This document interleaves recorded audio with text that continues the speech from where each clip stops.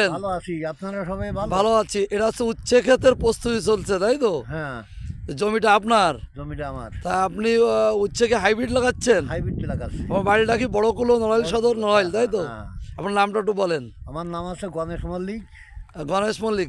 আপনি গ্রাম বড়কুলা, হ্যাঁ, পশ্চিমে সিংহাসনপুর।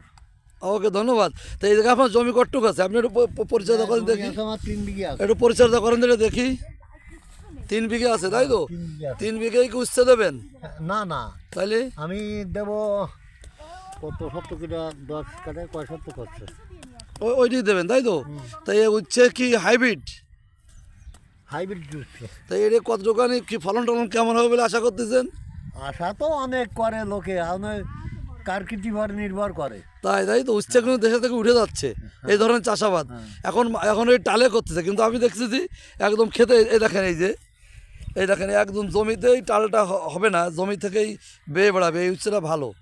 এই যে ওনার লোকজন কাজ করতেছেন, জমিটা আপনারা একটু দেখেন। জমিটা খুব সুন্দর, মাটিটাও একদম খারাপ না। এখন এখানে আর উচ্ছের চাষ এরকম দেখা যায় না, এগুলো এখন টালে চাষাবাদ করে। তা আপনি এই টাল না দিয়ে এতে চাষাবাদ করতেছেন কেন? এতে আমার জনেরই কম হয়ে যাবে। ও, মানে আপনার খরচটা কম আসবে, তাই তো? কম আসবে। হ্যাঁ, এটা কম আসবে বলে এই উত্তের গর্ত কাটিয়ে কাটিয়ে সে লাগা যাচ্ছে। ও ফাইন, এতে খরচ কম আসবে, তাই তো? কম আসবে। এই দেখেন, এই যে এনারা এই যে গর্তগুলো কেটেছেন, এই যে ওনার লেবাররা, এই যে আমাদের প্রিয় দিদি ভাইরা, এই যে তার পরিচর্যা করছে। এই যে আসলে নারীরাই কৃষিতে শুধু না, সর্বত্রই এখন ভালো পারফরমেন্স করছে, ভালো কিছু দেখাচ্ছে। জমির মাটিটাও ভালো। ছোটোবেলা আমরা এরকম মাটি দেখেছি, কিন্তু এখন আর এখন দেখা যায় না। মাটি আছে দোআঁশ। দোআঁশ মাটি, হ্যাঁ।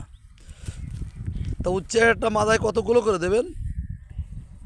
দুটো করে দেওয়ার নিয়ম, আমি 3টে করে দিচ্ছি। কারণ এটা বেশি দিচ্ছেন কেন? একটা বীজ বেশি দিচ্ছি, যদি গাছেরটা না হয়। না আচ্ছা হয়। দাদা, আমরা ছোটোবেলা দেখতাম যে উচ্ছে তো বাড়িই বীজ তৈরি হতো, হ্যাঁ। কিন্তু এখন তো কিনে বীজ আনতে হচ্ছে, অনেক টাকা খরচ হয়। এখন আপনারা সেরকম বীজ করেন না কেন? হ্যাঁ, সেই রকম বীজও করা যায়, ভালো করে রাখতে হবে। হ্যাঁ। হাওয়া বাতাস লাগবে না। পরে যে সময় লাগানির হুম কয়দিন আগে আর কি সেই পলিথিনটা খুলে দিতে হবে। হুম। খুলে দিলেই হাওয়া বাতাস লাগবে। কিন্তু এখন তখন তো আমরা সর্বত্র দেখতাম ওই ধরনের বীজ ছিল, এখন তো সর্বত্রই এই যে কেনা বীজ। ও তো কিনা বীজ, ওগুলো ব্যবসা, ও তো ব্যবসা করে ওগুলো।